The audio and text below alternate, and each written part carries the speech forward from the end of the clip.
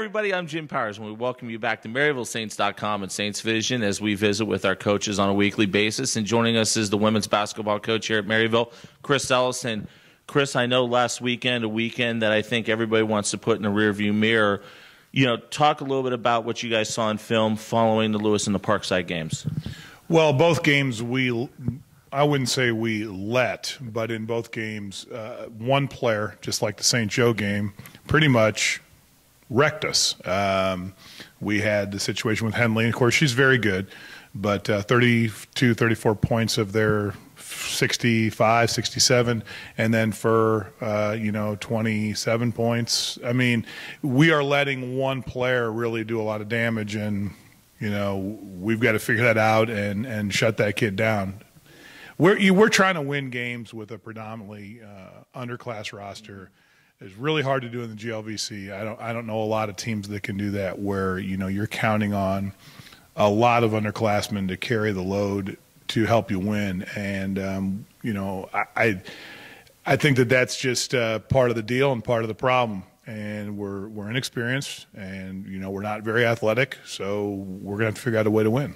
And talk a little bit about those underclassmen. There's some folks getting some major minutes right now, and yeah, this year it's kind of learning trial by fire, but moving forward it's going to benefit. It's going to be very beneficial for them. Well, ideally that's what we hope, but it doesn't work like high school, where a kid pays their dues and eventually is the BMOC or BWOC on campus. It doesn't work like that.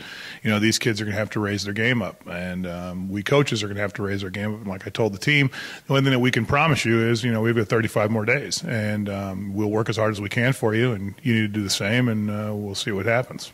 Maddie Harkey coming in, doing some nice things for you. Got a start, a couple starts over the weekend. Talk about her progression and how, she's really kind of stepped in to help things out a little bit. Well, I don't think we would be hard-pressed to find a player who works as hard as Madeline. Madeline is a really hard worker.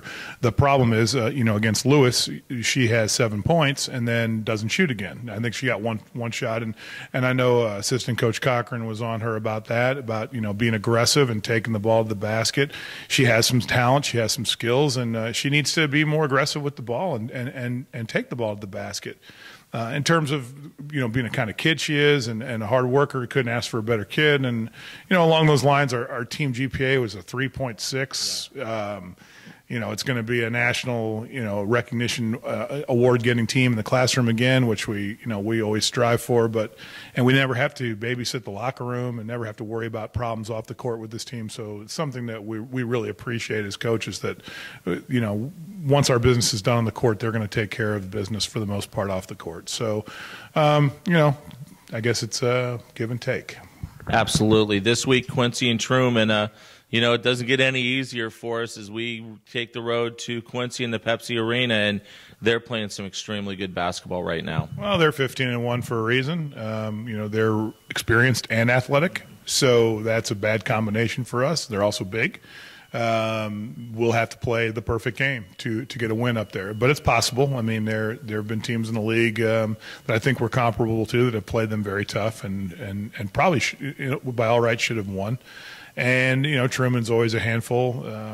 They too are experienced. Their top 3 players are all seniors, and they run the read and react, and they get the job done. They find a way to win. So those will be very tough games. I think the combined record of the last 5 teams was something like, I was trying to figure it out the other day, but it's over an 83% winning percentage. So we're not losing to teams that can't play. We're losing to good teams, solid teams, teams that could compete in the regional and possibly even nationally. So I'm not disappointed in that per se, but we can't win games shooting 30%. Awesome, Chris. Well, thank you so much for the time, and we'll talk to you on Thursday at Quincy. All right, Jim. Thank you. Chris Ellis joins us, as he always does on a weekly basis here on MaryvilleSaints.com and Saints Vision. We'll have all the action for you from the Pepsi Arena in Quincy on Thursday. Pre-game show will start at 5:20 as the women get ready to take on Quincy. For Coach, I'm Jim Powers. Thanks so much for tuning in to MaryvilleSaints.com and Saints Vision. Have a great week, and as always, go Saints.